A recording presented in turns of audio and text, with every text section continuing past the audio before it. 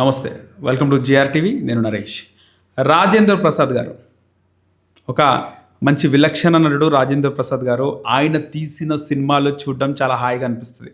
ఆయన డే 1 నుంచి తీసిన సినిమాలు ఇప్పటి వరకు ఆయన పోషించిన పాత్రలన్నీ కూడా నిజంగా విభిన్నమైనవి. ఆయన యాక్టింగ్ నిజంగా చాలా మైండ్ రిలీఫ్ ఉంటుంది. చాలా వరకు ఆయన సినిమాలు చూడడానికి ఇష్టపడుతుంటారు. ఆద్యాంతం నవ్వులే ఉంటాయి. అలాంటి రాజేంద్ర ప్రసాద్ గారు నిజ జీవితంలో మాత్రం చాలా కఠినంగా వ్యవహరిస్తాడు అనే విషయం చూస్తుంటే నిజంగా చాలా బాధ అనిపిస్తుంది. రాజేంద్ర ప్రసాద్ గారు చూస్తున్నాం, ఆలీ గారిని ఆయన తిట్టడం, బ్రహ్మానందం గారిని ముసలి ముండాగొడక అని తిట్టడం. మొన్న ఆయన పెళ్ళికి వెళ్తున్నాడు, బట్టి విక్రమార్క గారి కొడుకుది అనుకుంటే. ఆయన పెళ్ళికి వెళ్ళేటప్పుడు ఒక ఫ్యాన్ వచ్చి ఫోటో అడిగితే తోసి అవతల పారేస్తున్నాడు. ఆయన గురించి ఎంక్వైరీ చేస్తే సెట్స్లో కూడా ఈ విధంగానే తిడుతూ ఉంటాడు ఆయన. కొంతమందిని ఆయన కూడా ఆర్టిస్టులు చెప్తున్నారు. అసలు ఎందుకు రాజేంద్ర ప్రసాద్ గారు ఈ విధంగా బిహేవ్ చేస్తున్నారు? నిజంగా తెరపైన అందరిని నవ్వించే రాజేంద్ర ప్రసాద్ గారు తెర వెనకాల అందరిని ఏడిపిస్తారా, అందరినీ బాధ పెడతాడా అనేది అనిపిస్తుంది. అసలు ఎందుకు ఈ విధంగా రాజేంద్ర ప్రసాద్ గారు వ్యవహరిస్తున్నారు? అసలు ఆలీ గారిని ఏడి నా కొడుకు అనడం అవసరమా? తెర వెనకాల మాట్లాడుతుంటారు, తెర పైన అవసరమా? గౌరవం చాలామంది చెప్తుంటారు, మంచిని మైక్లో చెప్పండి, చెడుని చెవులో చెప్పండి అని. ఎందుకు ఆ విధంగా బహిరంగంగా ఒక వ్యక్తి మన మాట వింటున్నాడు కదా, మనకి రెస్పెక్ట్ ఇవ్వడం వేరు, భయపడడం వేరు. రెస్పెక్ట్ ఇస్తున్నారంటే వాళ్ళందరూ కూడా భయపడినట్టు కాదు. అందరి ముందు అలీ గారిని ఆ విధంగా మాట్లాడడం నిజంగా కించపరిచే విధం కదా. అలీ గారి అమ్మగారిని కూడా అంటున్నారు.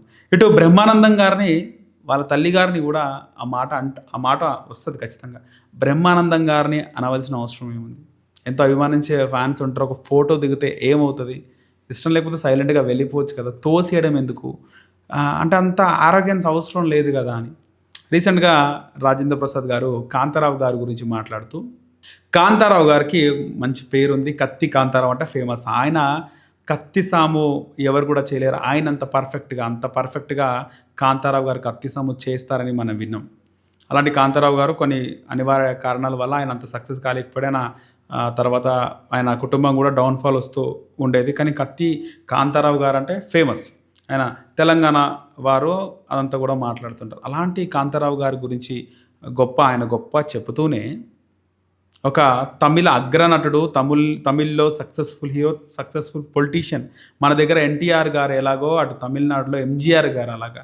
అలాంటి ఎంజీఆర్ గారిని కించపరుస్తూ కాంతారావు గారి కత్తిసాము చూసి ఎంజీఆర్ ఉచ్చబోసుకుంటుంటే అని ఒక బహిరంగంగా ఆయన మాట్లాడడం, తమిళ ఇండస్ట్రీ కూడా దీనిపైన మండిపడుతోంది. అసలు రాజేంద్ర ప్రసాద్ గారు ఇలాంటి మాట్లాడడం ఏంది?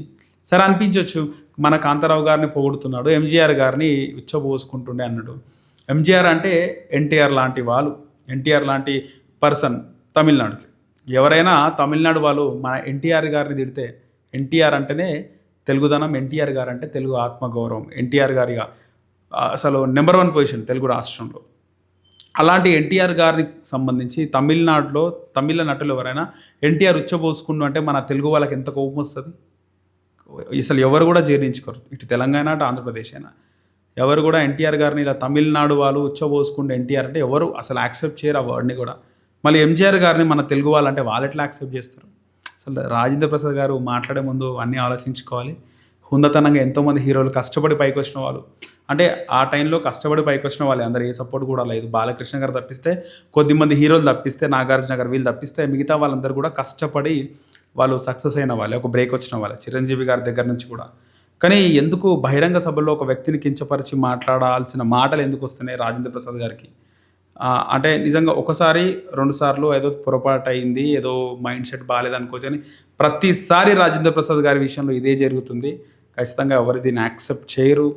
ఖచ్చితంగా దీనికి రాజేంద్ర ప్రసాద్ గారు మూల్యం చెల్లించుకోవాల్సిందే అని కూడా చాలామంది అభిప్రాయపడుతున్నారు. నేను కూడా అదే అనుకుంటున్నాను. మీరేమనుకుంటున్నారు రాజేంద్ర ప్రసాద్ గారి వైఖరి పైన? కింద కామెంట్ సెక్షన్లో కామెంట్ చేయండి.